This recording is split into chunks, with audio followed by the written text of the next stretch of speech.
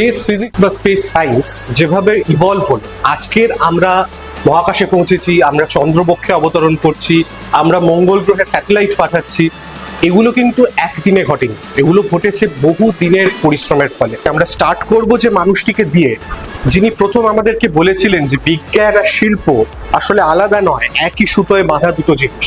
তিনি Leonardo da Vinci. প্রথমেই সেই মানুষটির ছবি আমাদের মিউজিয়ামে আমরা দেখছি, এবং তার ঠিক পাশে তার আঁকা উড়োজাহাজের নকশা বা ব্লু প্রিন্ট। এবং উনি দেখাতে চেয়েছিলেন যে ঠিক যেভাবে একটা পাখি ডানা মেলে আকাশে ওড়ে, ঠিক একইভাবে ডানার সাহায্যে মানুষের পক্ষেও আকাশে ওড়া সম্ভব।